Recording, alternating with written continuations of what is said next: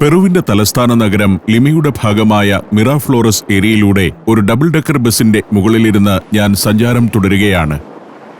സലാസാർ park എന്നറിയപ്പെടുന്ന ഉദ്യാനത്തിനരികിലൂടെയാണ് bus നീങ്ങുന്നത്. അതിനപ്പുറം പസഫിക് സമുദ്രത്തിലേക്ക് ഇറങ്ങി നിൽക്കുന്ന വലിയൊരു ക്ലിഫാണ്.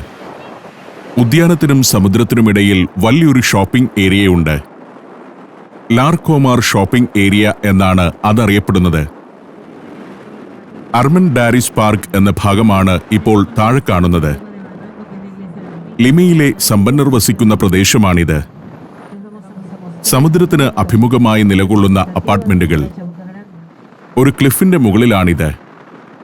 വലതുവശത്ത് ഇരുൾ മൂടി നിൽക്കുന്നത് സമുദ്രഭാഗമാണ്. അങ്ങു താഴെ സർക്യൂട്ടോ ഡി പ്ലായാസ് എന്ന കടൽത്തീരപാത. അതിനുമപ്പുറം ചോറിലോസ് എന്ന പ്രദേശമാണ്. ചോറിലോസും ഒരു സമ്പന്ന പ്രദേശമാണ്. അവിടേക്കാണ് ഈ ബസ് പോകുന്നത്.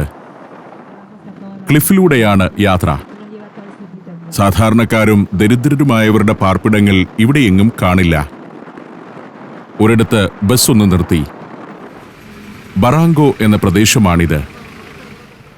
ഇങ്ങനെ പല സ്റ്റോപ്പുകളുണ്ട് ബസ്സിന്. യാത്രക്കാർക്ക് ഇറങ്ങി 10 മിനിറ്റ് നേരം ഒന്ന് നടക്കാം.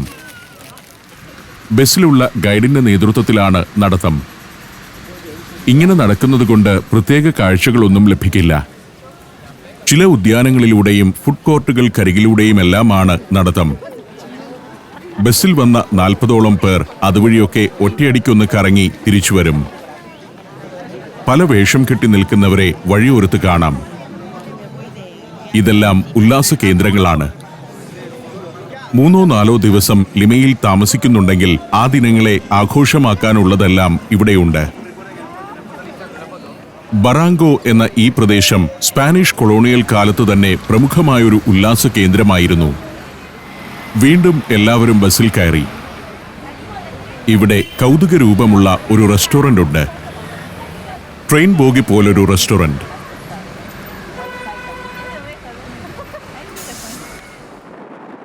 അവിടം കടന്ന് ബസ് യാത്ര തുടർന്നു. സാൻ മാർട്ടിൻ അവന്യൂവിലൂടെയാണ് പോകുന്നത്. ഇപ്പോൾ വലതുവശത്ത് അങ്ങ് താഴെ ചോറിലോസ് മുനമ്പ് കാണാം. ധാരാളം ബാറുകളും നൈറ്റ് ക്ലബ്ബുകളുമുള്ള പ്രദേശം. ലിമയിലെ നൈറ്റ് ലൈഫിന്റെ ഒരു കേന്ദ്രമാണവിടം. പിന്നിൽ കുന്നിൻ മുകളിൽ യേശുക്രിസ്തുവിന്റെ വലിയൊരു പ്രതിമ. ക്ലിഫിന് മുകളിലൂടെ ഒന്ന് വട്ടം കറങ്ങി നീങ്ങുകയാണ് ബസ്. അപ്പർ ഡെക്കിലിരുന്നുള്ള ഈ യാത്ര അത്ര സുഖകരമല്ല. തണുപ്പിന്റെ കാഠിന്യം കൂടിയിരിക്കുന്നു. കടൽക്കാറ്റടിക്കുന്നുമുണ്ട്. മിറാഫ്ലോറസ് ഏരിയ ഒന്നാകെ പ്രകാശത്തിൽ കുളിച്ചു നിൽക്കുകയാണ്. വീണ്ടും ലിമയുടെ ഹിസ്റ്റോറിക് ഡിസ്ട്രിക്ട് ഏരിയയിലെത്തുമ്പോൾ തിങ്ങി നിറഞ്ഞ കെട്ടിടങ്ങളാണ് തെരുവിനിരുവശവും കാണുന്നത്. ഇതുമായി താരതമ്യം ചെയ്യുമ്പോൾ മിറാഫ്ലോറസ് ഏരിയ ഏറ്റവും സുന്ദരവും സൗകര്യപ്രദവുമാണെന്നറിയാം.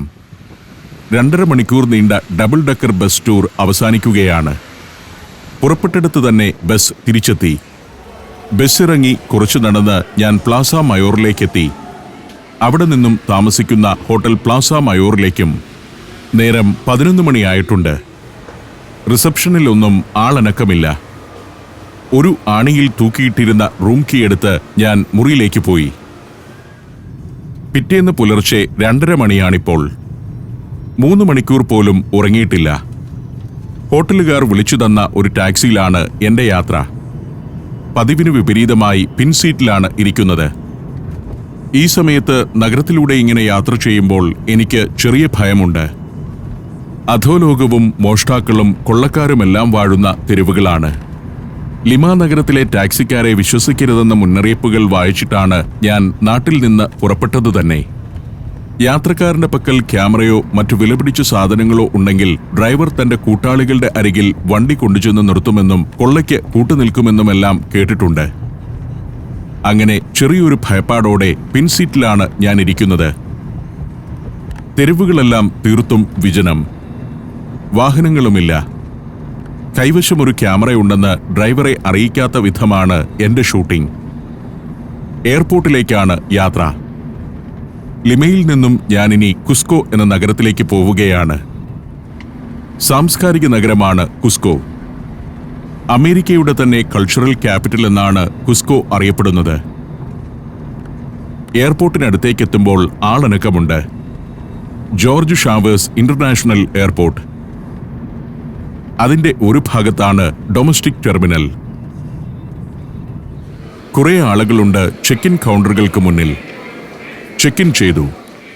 പെറൂവിയൻ എയർലൈൻസിലാണ് ഞാൻ ടിക്കറ്റ് എടുത്തിരിക്കുന്നത്.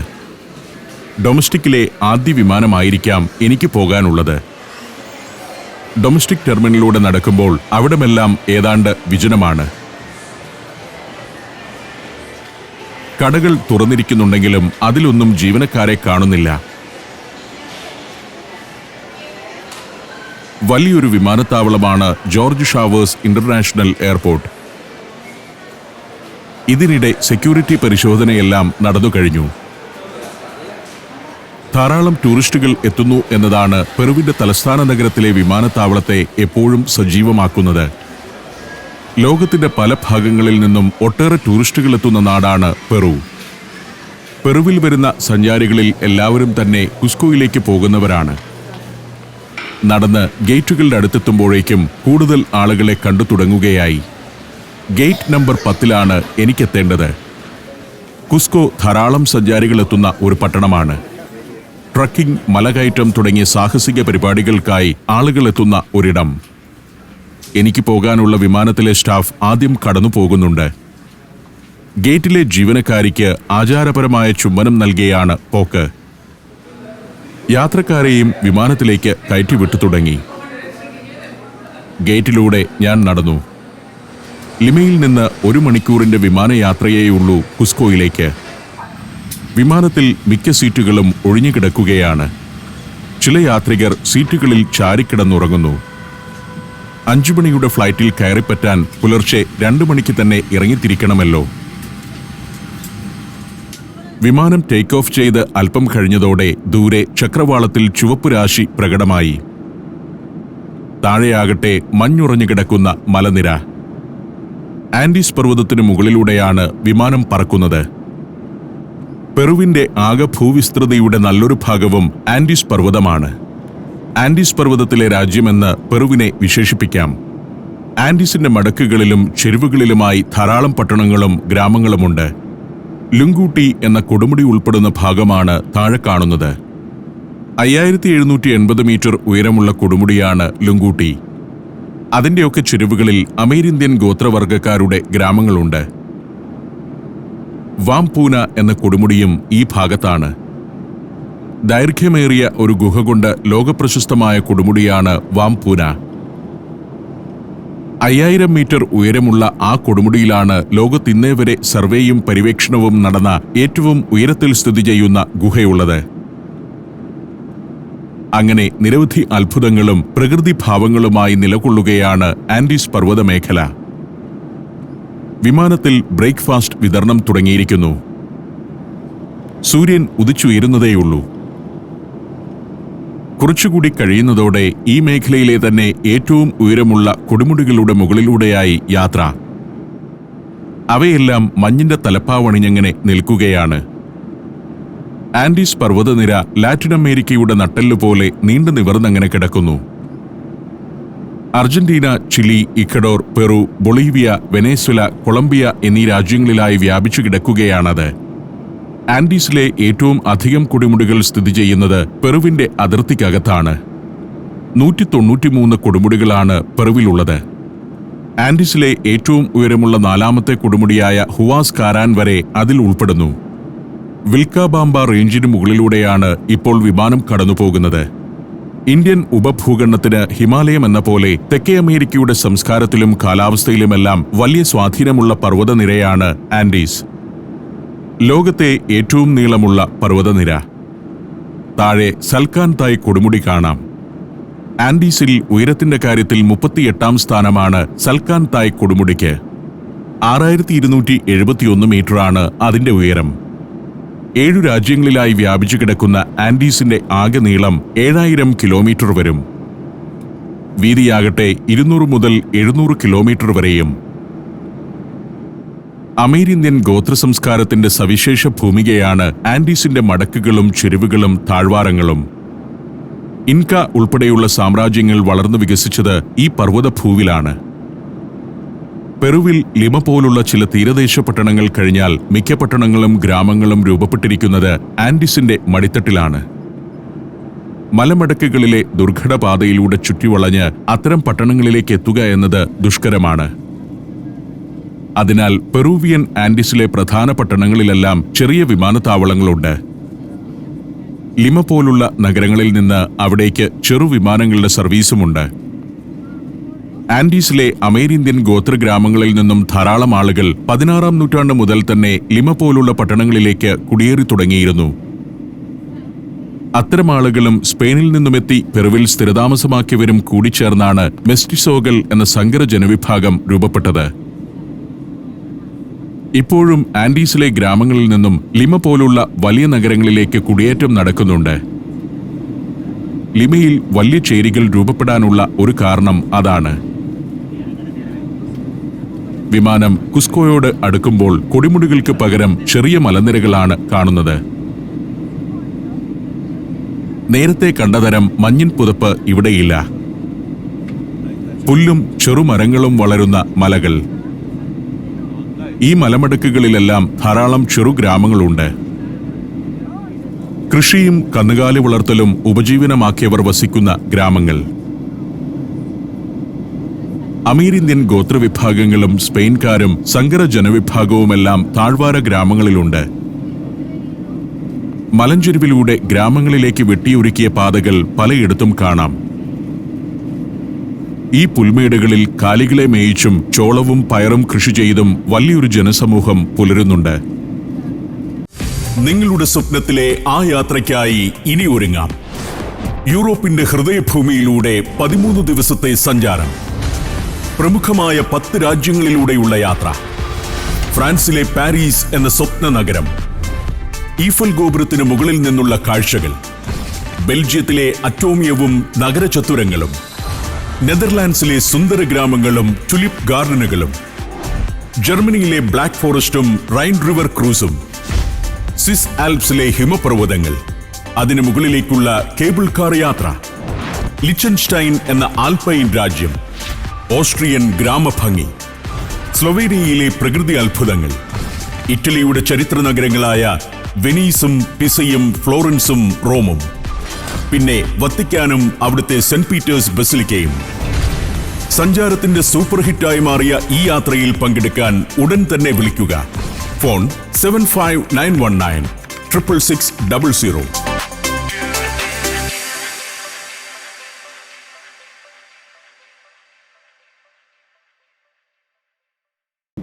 ഇപ്പോൾ കുസ്കോ നഗരത്തിന്റെ കാഴ്ചയിലേക്ക് വിമാനം എത്തുകയായി. കൃഷിയിടങ്ങളിലേക്ക് പടർന്നു കയറിക്കൊണ്ടിരിക്കുന്ന ജനവാസ കേന്ദ്രങ്ങൾ. 3 ലക്ഷം ജനം വസിക്കുന്ന പട്ടണമാണ് കുസ്കോ. സമുദ്രനിരപ്പിൽ നിന്നും 3400 മീറ്റർ ഉയരത്തിലാണ് ഈ പ്രദേശം. നഗരത്തിന്റെ താരതമ്യേന പുതിയ ഭാഗങ്ങളാണ് ഈ കാണുന്നത്. കഴിഞ്ഞ അരനൂറ്റാണ്ടിനിടെ വികസിച്ച ഭാഗങ്ങൾ. പെറുവിലെ ഏറ്റവും വലിയ 7ാമത്തെ പട്ടണമാണ് കുസ്കോ. പെറുവിന്റെ ടൂറിസം ഹബ് എന്ന് വിശേഷിപ്പിക്കാവുന്ന പ്രദേശം. രാജ്യ തലസ്ഥാനമായ ലിമയിലെത്തുന്നതിലുമേറെ ടൂറിസ്റ്റുകൾ ഇപ്പോൾ കുസ്കോയിലെത്തുന്നുണ്ട്. കുസ്കോയിലെ ജനങ്ങളുടെ പ്രധാന ഉപജീവന മാർഗം ടൂറിസമാണ്. നഗരപ്രാന്തത്തിലാവട്ടെ കൃഷിയും കന്നുകാലി വളർത്തലുമാണ് ആളുകളുടെ തൊഴിൽ. കുസ്കോയുടെ ചുറ്റിലുമായി 100 കണക്കിന് ഗ്രാമങ്ങളുണ്ട്. അവിടെയെല്ലാം ഉള്ളവർ വിദ്യാഭ്യാസം, ചികിത്സ, വാണിജ്യം തുടങ്ങിയവയ്ക്കെല്ലാം ആശ്രയിക്കുന്നത് ഈ പട്ടണത്തെയാണ്. ഇന്ന് അതിവേഗം വളരുന്ന ഒരു വാണിജ്യ നഗരമാണ് കുസ്കോ. ചുറ്റുമുള്ള ഗ്രാമങ്ങളിൽ നിന്ന് തൊഴിൽ തേടി ധാരാളം ആളുകൾ കുടിയേറി എത്തിക്കൊണ്ടിരിക്കുന്ന നഗരം. വിമാനം കുസ്കോ എയർപോർട്ടിന്റെ റൺവേയിൽ ഇറങ്ങി. ലാസ് മേഴ്സിഡസ് എന്ന പ്രദേശമാണ് വലതുവശത്ത് കാണുന്നത്. ഇന്റർനാഷണൽ എയർപോർട്ടാണ് കുസ്കോയിലേത്. Alejandro Velasco Astete international airport. സമ്പന്നതയുടെ തിളക്കമൊന്നുമില്ല കുസ്കോ പട്ടണത്തിന്. ഇഷ്ടികപ്പെടുത്ത പ്ലാസ്റ്റർ ചെയ്യാത്ത കെട്ടിടങ്ങളാണ് കൂടുതലായും കാണുന്നത്. നേപ്പാളിലെ കാഠ്മണ്ഡുവിലും ആഫ്രിക്കയിലെ ചില ദരിദ്ര രാജ്യങ്ങളിലും അത്തരം കാഴ്ചകൾ വിമാനമിറങ്ങുമ്പോൾ ഞാൻ കണ്ടിട്ടുണ്ട്. ഇതാണ് കുസ്കോ ഇന്റർനാഷണൽ എയർപോർട്ട്. പ്രധാനമായും ടൂറിസ്റ്റുകളാണ് ഈ വിമാനത്താവളത്തെ ആശ്രയിക്കുന്നത്. മാച്ചു പിച്ചു എന്ന ലോകാത്ഭുതം കാണാൻ വരുന്നവരെല്ലാം ഇറങ്ങുന്നത് ഈ വിമാനത്താവളത്തിലാണ്. മാച്ചു പിച്ചുവിനോട് ഏറ്റവും അടുത്ത് കിടക്കുന്ന വിമാനത്താവളവും ഇതുതന്നെ. വിമാനം നിശ്ചലമായി. യാത്രികർ ഇറങ്ങാനുള്ള തയ്യാറെടുപ്പിലാണ്. ഇവരെല്ലാം തന്നെ ടൂറിസ്റ്റുകളാണോ എന്ന് എനിക്കറിയില്ല. കുസ്കോയിലേക്കുള്ള യാത്രയുടെ ആസൂത്രണം പിഴച്ചിട്ടില്ലെന്ന് എനിക്ക് തോന്നി. നേരം ഇപ്പോൾ രാവിലെ 6 മണി കഴിഞ്ഞിട്ടേയുള്ളൂ. എനിക്ക് നേരെ ഇനി ജോലിയിലേക്ക് കടക്കാം. പുലർച്ചെയുള്ള വിമാനയാത്ര കൊണ്ട് പകൽ നേരം മുഴുവൻ ഷൂട്ടിങ്ങിനായി വിനിയോഗിക്കാനുള്ള സൗകര്യമാണ് ലഭിച്ചിരിക്കുന്നത്. വിമാനത്താവളത്തിന് പുറത്തേക്ക് നടന്നു. പുറത്ത് എന്നെ കാത്തു നിൽക്കാൻ ഇവിടെ ആരുമുണ്ടാവില്ല. ഒരു ടാക്സി പിടിക്കണം. ടാക്സി വിമാനത്താവളത്തിനകത്തുനിന്ന് തന്നെ ബുക്ക് ചെയ്യാം. ഞാൻ ഏതായാലും എയർപോർട്ടിനകത്തു നിന്നും ബുക്ക് ചെയ്തു. കമ്മീഷൻ ഉൾപ്പെടെ 30 സോളായി. 25 സോളാണ് യഥാർത്ഥ ചാർജ്. മുൻസീറ്റ് തന്നെ വേണമെന്ന് പറഞ്ഞതനുസരിച്ച് ഡ്രൈവർ ഡോർ തുറന്ന് സീറ്റ് ഒരുക്കി തന്നു. ഇനി ടാക്സിയുടെ മുന്നിൽ തന്നെ ഇരിക്കാം. ഡ്രൈവറെ പരിചയപ്പെട്ടു. നീലോ എന്നാണ് ഇദ്ദേഹത്തിന്റെ പേര്. കുസ്കോയിലെ തനി ഗോത്രമനുഷ്യനാണ് നീലോ. സ്പാനിഷ് മിശ്രണമില്ലാത്ത തനി അമേരിന്ത്യൻ. യാത്ര തുടങ്ങി. ഉത്തരേന്ത്യയിലെ ഏതെങ്കിലും ഒരു പട്ടണത്തിലൂടെ പോകുന്നത് പോലെയുണ്ട് കുസ്കോയുടെ തെരുവിലൂടെയുള്ള ഈ യാത്ര. ഡൽഹിയുടെ പ്രാന്തഭാഗത്തും ഉത്തർപ്രദേശിലുമെല്ലാം കാണുന്നത് പോലുള്ള തെരുവ്. തലങ്ങും വിലങ്ങും വലിച്ചു കിട്ടിയ ഇലക്ട്രിക് കമ്പികളും പ്ലാസ്റ്റർ ചെയ്യാത്ത ഇഷ്ടിക കെട്ടിടങ്ങളും വലിയ വൃത്തിയൊന്നുമില്ലാത്ത തെരുവോരങ്ങളും. ഇത് കുസ്കോയുടെ പുതിയ നഗരഭാഗങ്ങളാണ്. പക്ഷേ ഞാൻ വായിച്ചും ചിത്രങ്ങൾ കണ്ടും അറിഞ്ഞിരിക്കുന്നത് കുസ്കോയുടെ പഴയ നഗരഹൃദയം കൊളോണിയൽ കാലത്തെ സൗന്ദര്യത്തോടെ ഇന്നും നിലനിൽക്കുന്നുണ്ടെന്നാണ്. നഗരത്തിന്റെ പുറംഭാഗം കാണുമ്പോൾ ഇത് ആ കുസ്കോ തന്നെയാണോ എന്ന് സംശയിച്ചു പോകും. ആസൂത്രണമില്ലായ്മയും സൗന്ദര്യബോധത്തിന്റെ കുറവും ഇവിടെയെല്ലാം കാണാനാവും. ഒരു 3ാം ലോക രാജ്യത്തിന്റെ കാഴ്ചകൾ. ലാറ്റിൻ അമേരിക്കയിലെ മിക്ക പട്ടണങ്ങളും ഇങ്ങനെ തന്നെയാണ്. 28 ജൂലൈ അവന്യൂവിലൂടെയാണ് ഇപ്പോൾ കടന്നു പോകുന്നത്. Cusco capital of American culture എന്നൊരു ബോർഡ് ഒരു ഭാഗത്ത്. അമേരിക്കയുടെ സാംസ്കാരിക തലസ്ഥാനമായി പൊതുവെ വിലയിരുത്തപ്പെടുന്ന പട്ടണം തന്നെയാണ് കുസ്കോ. ഇത് 28 ജൂലൈ അവന്യൂ ആണ്. ഇൻക സാമ്രാജ്യകാലത്ത് വലിയ വികാസം നേടിയ ഒരു പ്രദേശമായിരുന്നു കുസ്കോ. പാതയിൽ നേരെ മുന്നിൽ ഒരു സ്മാരകം കാണാം. Monument to ഇൻക പച്ചാക്കുട്ടി. ഇൻക സാമ്രാജ്യത്തെ ഏകീകരിച്ച രാജാവായ പച്ചാക്കുട്ടിയുടെ സ്മാരകം. കുസ്കോ എന്ന ചെറു നാട്ടുരാജ്യത്തെ ഇൻക സാമ്രാജ്യത്തിന്റെ കേന്ദ്രസ്ഥാനമാക്കിയതും പച്ചാക്കുട്ടിയാണ്. അവന്യൂ ഡെൽ സോൾ എന്ന പാതയിലൂടെയാണ് ഇപ്പോൾ യാത്ര. കാർ നഗരഹൃദയത്തിലേക്ക് അടുത്തുകൊണ്ടിരിക്കുകയാണ്. ഇവിടെയും പാതയോരങ്ങളിൽ ചില സ്മാരകങ്ങളും മറ്റും കാണാം. അവന്യൂ ഡെൽ സോളിലൂടെ കുറേ ദൂരം ചെല്ലുമ്പോൾ ഏതാണ്ട് 1 നൂറ്റാണ്ട് മുൻപുള്ള കുസ്കോയുടെ നഗരഭാഗങ്ങളിലേക്ക് എത്തുന്നു. കെട്ടിടങ്ങളുടെ നിർമ്മാണ ശൈലിയിലെല്ലാം പ്രകടമായ മാറ്റം കാണാം. നേരെ മുന്നോട്ടു പോയാൽ കുസ്കോയുടെ പ്ലാസ മയോറിലെത്തും.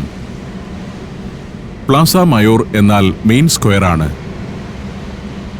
ഇവിടെ വലതുവശത്ത് ചരിത്ര പ്രാധാന്യമുള്ള ഒരു സ്ഥലമുണ്ട്. തിട്ടയുടെ മുകളിൽ ഒരു ഇൻക ക്ഷേത്രമുണ്ടായിരുന്നു. കൊറിഗുഞ്ച എന്നറിയപ്പെട്ടിരുന്ന ക്ഷേത്രം. അത് നിന്നിരുന്നിടത്ത് ഇപ്പോൾ സ്പെയിൻകാർ പണിത സാൻ ഡൊമിംഗോ ദേവാലയമാണുള്ളത്. ആ കാഴ്ചകളിലേക്കെല്ലാം പിന്നീട് പോകുന്നുണ്ട്. കുസ്കോയുടെ നഗരഹൃദയമാണിവിടം. സോൾ അവന്യൂവിലൂടെ യാത്ര തുടരുമ്പോൾ വലതുവശത്ത് ഇക്കാണുന്നത് ഇവിടുത്തെ കോടതി സമുച്ചയമാണ്. ക്ലാസിക് ഭാവത്തോടെ പണിതിരിക്കുന്ന മന്ദിരം. പുതിയ കാലത്തെ ഒരു നിർമ്മിതിയാണിത്. ഇപ്പോൾ നഗരത്തിന്റെ പഴയ ഭാഗത്തേക്ക് കാർ എത്തിയിരിക്കുന്നു. കുസ്കോയുടെ ഹിസ്റ്റോറിക് സെന്ററിലേക്ക്. ഹിസ്റ്റോറിക് ബിൽഡിങ്ങുകളും നൂറ്റാണ്ടുകളുടെ പഴക്കമുള്ള നിർമ്മിതികളുമെല്ലാമുള്ള ഒരു ഭാഗം. അവിടെ ഒരിടത്ത് നീലോ കാർ കൊണ്ടുചെന്ന് നിർത്തി. 30 സോൾ കൂലിയായി വാങ്ങി ആ അമേരിന്ത്യൻ ഡ്രൈവർ പോയി. നല്ല തണുപ്പുള്ള ഒരു മലമ്പ്രദേശ പട്ടണമാണ് കുസ്കോ. ആഠ്യത്വമാർന്ന കൊളോണിയൽ മന്ദിരങ്ങൾ ഒരു കാഴ്ച. കല്ലുപാകിയ വഴികൾ, നൂറ്റാണ്ടുകൾ പഴക്കമുള്ള കെട്ടിടങ്ങൾ അതിരിട്ടു നിൽക്കുന്ന വീതി കുറഞ്ഞ ഒരു തെരുവിലൂടെ ഞാൻ മുന്നോട്ടു നടന്നു.